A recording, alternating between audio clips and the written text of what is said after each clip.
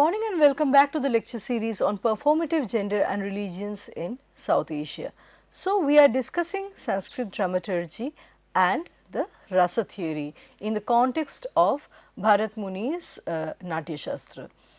So, we see that rasa is necessarily evoked in the audience, or it makes its presence felt successfully when the audience can perceive it in a piece of art. The function of rasa is to make a work appealing, and this is the same as saying that only rasa can make a work successful. So, coming to the various components or constituents that lead to the evocation or arising of rasa, we already stated the different bhävas. We have in our previous lecture we have talked about sthayi bhävas, the sanchari bhävas or vyabhichari bhävas, and the sattvic bhävas. As well we have talked about bhävas and anubhävas. Now we have to understand what is the relationship among all these.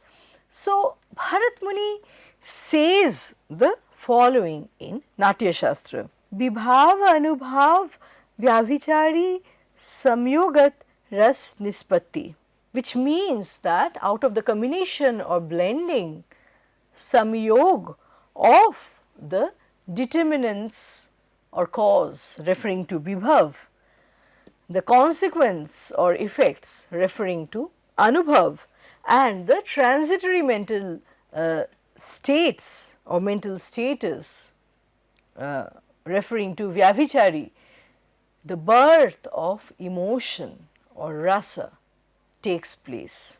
So, rasa comes from a combination of vibhav, anubhav and vyabhichari bhavs.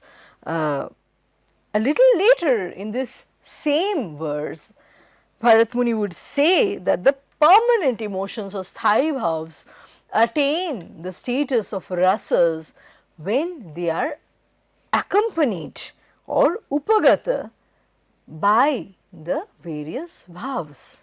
So, there is a certain relation between the vyabhichari bhavs and the sanchari bhavs with the sthayi bhavs, and Bharat Muni elaborates this relationship with the following words. So, he says the permanent emotions are like kings because many depend on them. So, also the other bhavas being like servants that are subordinate to the person occupying the position of the king resort to the sthayi bhavas as being subordinate to them or depending on them. Now, Abhinavagupta discusses rasa elaborately in his work Abhinava Bharati. He also gives the views of other critics who preceded him. The view of yet another critic called Bhattalolata is that, I quote Bhatta here, the birth of rasa takes place out of the combination of the permanent emotional states.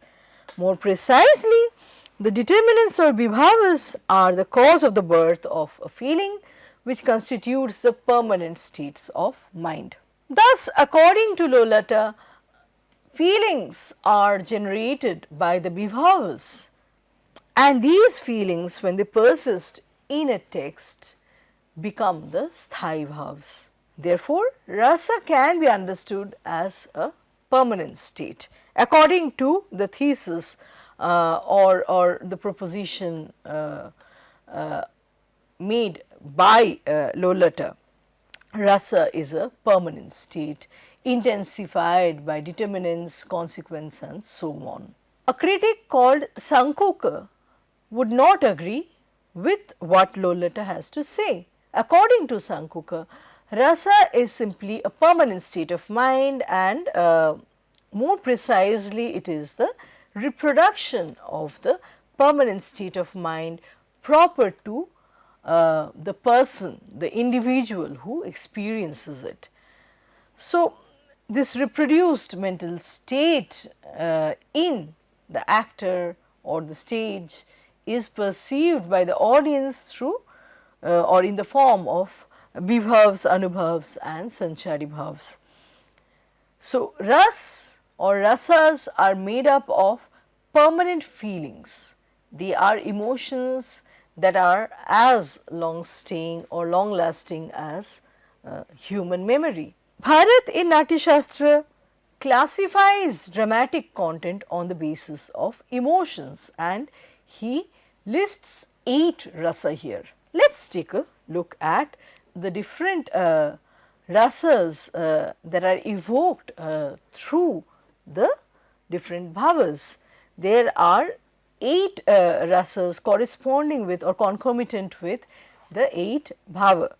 The bhavas referring to affect and the rasas referring to emotion or rapture.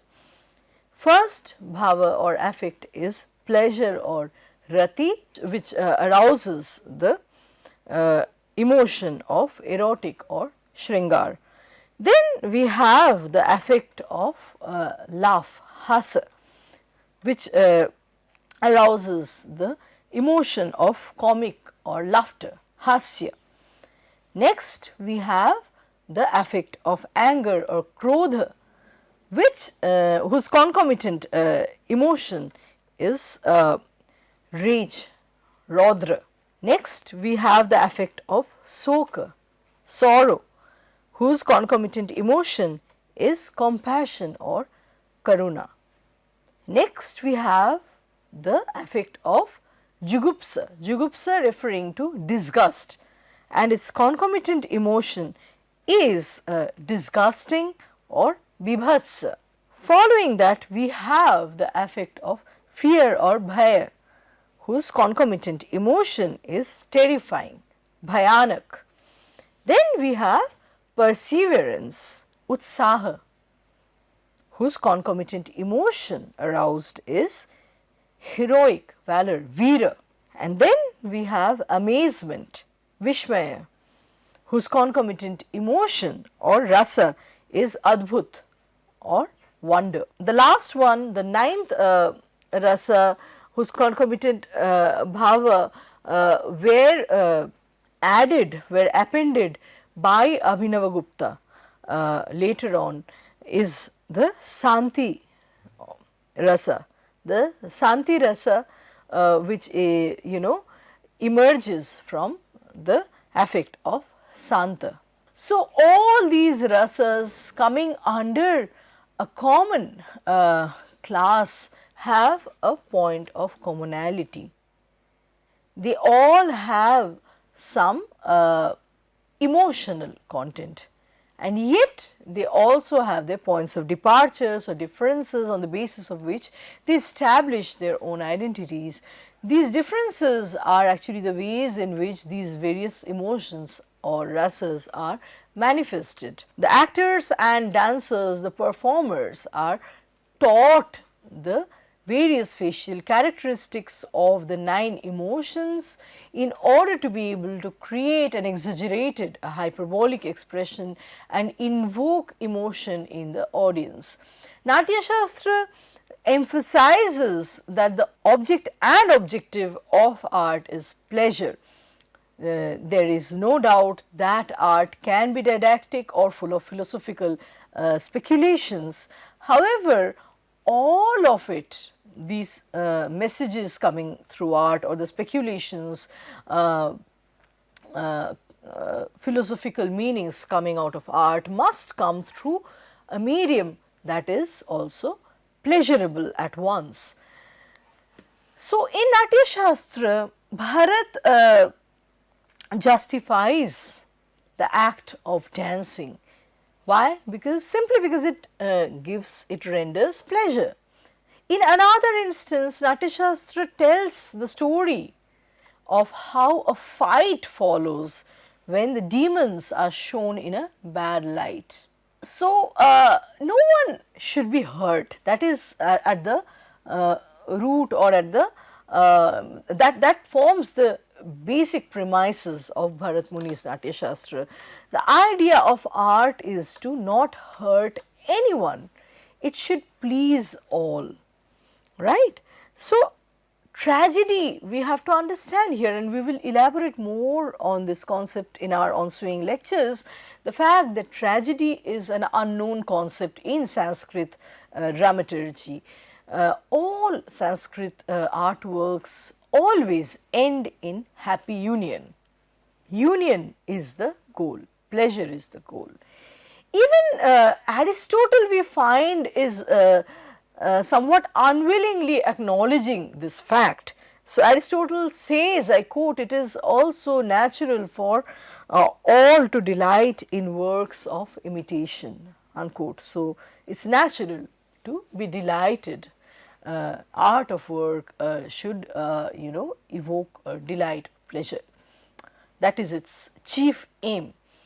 Thus, this ability to give pleasure or delight is another feature that brings the various rasas under a common umbrella or a common category. Rasas are primarily experiences that are rewarding.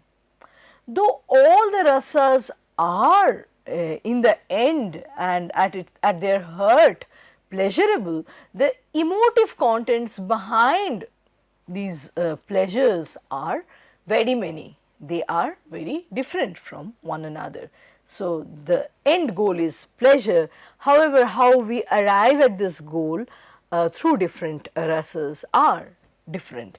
Thus, the rasas can be compared to the different roads that lead to the same goal or the same zone of pleasure. Like I have been saying, the response to the various rasas is therefore twofold. The response which is depicted inside of the text, inside of the art form, and the response consequently evoked in the audience or the reader. Now, let us take up each of these 8 rasas and then the 9th one appended by Abhinavagupta one by one. In the case of Shringar, there is an emphatic response in which the emotion of love is communicated. Shringar is emphatic, it is very showy. Shringar means love or attraction, that which beautifies and that which attracts the eye, that which attracts the different senses. It derives from the word Shringa.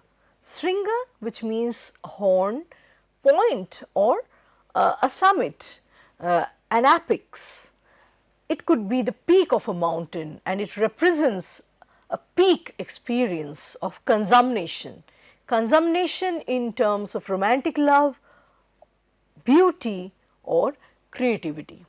So, Shringar arises from the bhava of rati, which means pleasure, enjoyment, and it is often associated with sexual or erotic passion. Next, in the case of hasya, laughter, the response to hasa, the bhava of hasa, is based on what is being seen. Now, the audience in the case of hasya rasa is able to laugh only because he or she can alienate from the object which is a source of mirth. At the same time, we are not completely alienated also because we are aware of the possibility of ourselves sometimes becoming the object of laughter. We laugh with others, we laugh at others, and finally we laugh at ourselves too. Next, we see karuna. Karuna usually elicits the response of sorrow and compassion in the reader or the perceiver. The bhava or rasa is correlated to the affect of distress, anguish. So, karuna means compassion or pity which is invoked by the affect of sorrow, pain or anguish. So, if karuna is rasa, the concomitant bhava is soka, right. Karuna can lead to anger if the cause of sorrow is identified as something or someone evil. In the spiritual use of the term, it has the connotation of generous sympathy or empathy, and the base word karuna itself means karun refers to miserable, misery, mournfulness, lament, distress. So, here in the case of Karuna Rasa, both distancing and identification on the part of the audience or reader are involved. Pity is an emotion which comes when one can distance oneself from the victim. Yet, if there is a feeling of identification with the victim, the sorrow will not only be felt, but will also be shared by the audience or the reader.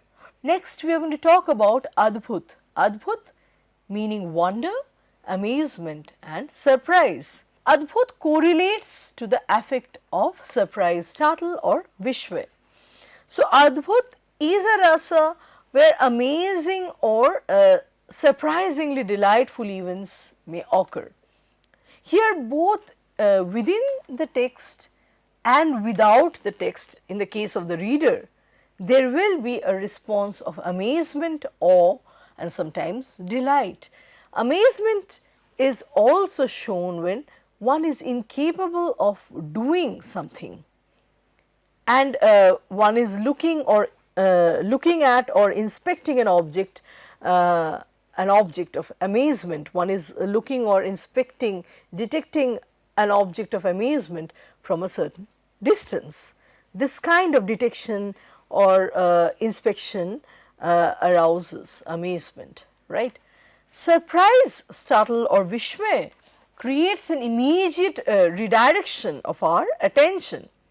So, in terms of what it does psychologically to the audience, it clears out the assemblage of all the previous data. So, we have been reading or looking at, experiencing a work of art, and in the process when we read something, accumulation of data happens in our mind, and that is cleared in a one-off case of Vishmay. Immediate redirection of our attention happens and it leads to an instant readiness, promptness and awareness in the reader or audience. Next, we are going to talk about Veera Rasa. Veera literally means heroic or manly attitude. It arises from the bhava of utsaha, inspiration, energy, resolution, perseverance. These are the words for utsaha. In the audience or reader, there can be a dual response of inspired courage and wonder in the case of Veerarasa. So, Veerarasa can inspire courage as well as wonder. If the heroic acts are unachievable, they are too far-fetched, they look too tangential, they also lead to a response of wonder. The audience wonders how the hero could do it even. This is a response where a distancing between the happenings inside the artwork and the audience happens. So, we cannot achieve what a god or a great hero, a demigod is performing. We can only wonder at it. We can, it's a spectacle, and upon witnessing it, we can only wonder.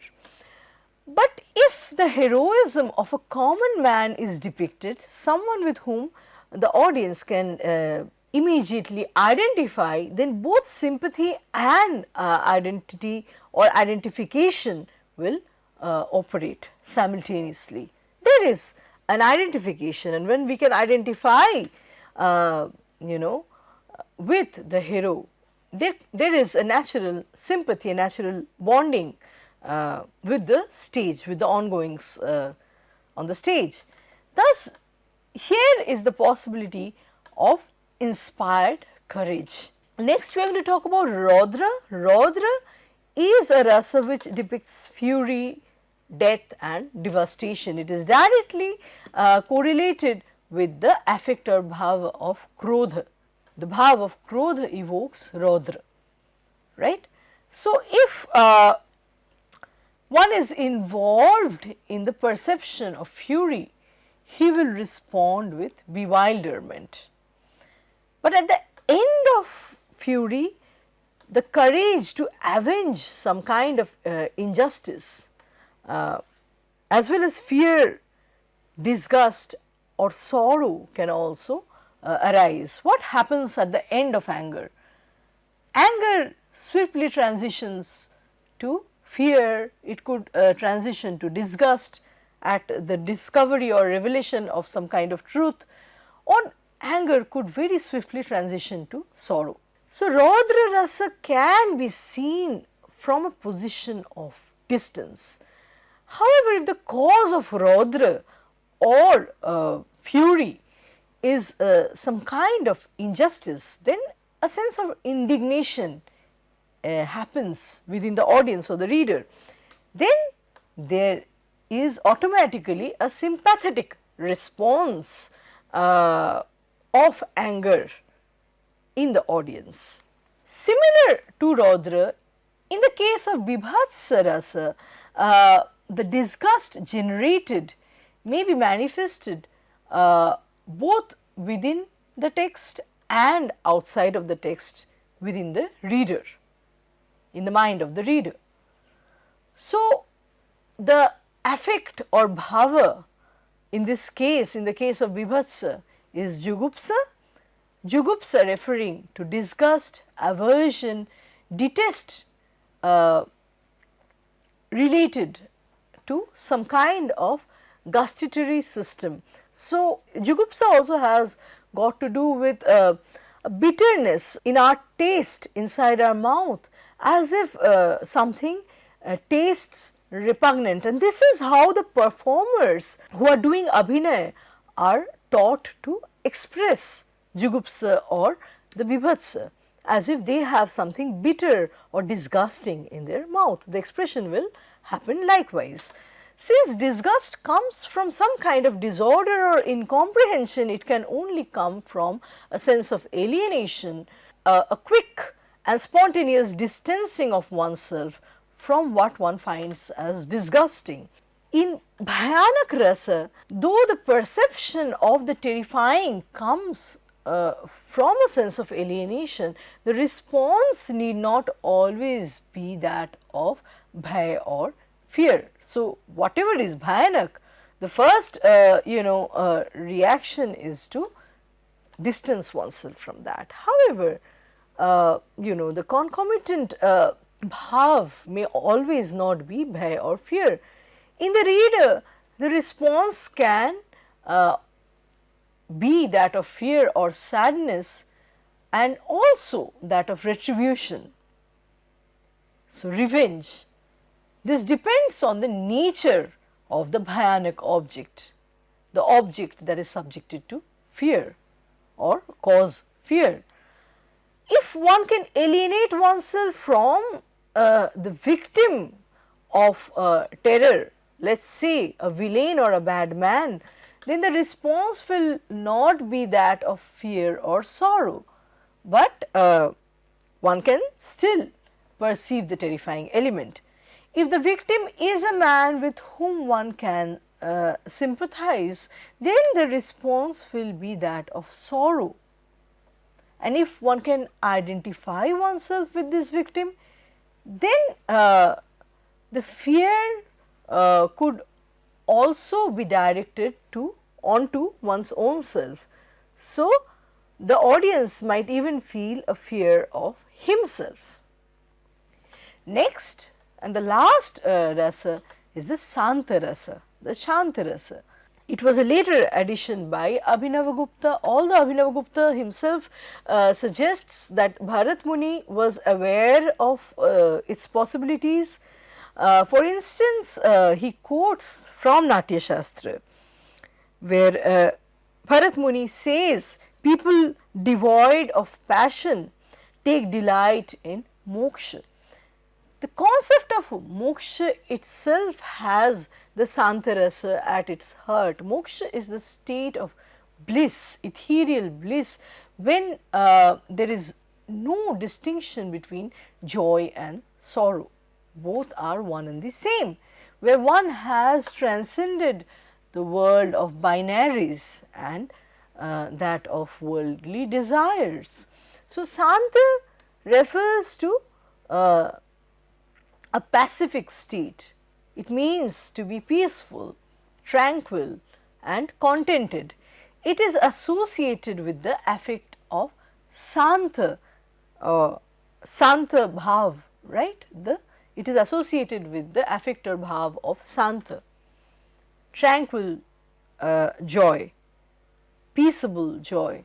This affect is triggered by the reduction in the level of intensity of any stimulus, and it produces a reduction in brain activity. We will talk about Kadambari in our following lecture, and we will see how in the Indian context Śanta Rasa is established in a work where the narrative does not have too many outwardly happening events, but it is dealing mostly with the complexity, the layeredness of human psyche. Since Bharat points out that there are certain people who can take delight in moksha, Bharat himself refers to the concept of moksha, it thereby alludes or insinuates that such peaceable people, such peaceable characters will take delight in the depiction of the Śanta Rasa, the Śanta bhava in a work of art. With this, I am going to stop today's lecture here, and let us meet again with another round of discussions in another lecture. Thank you.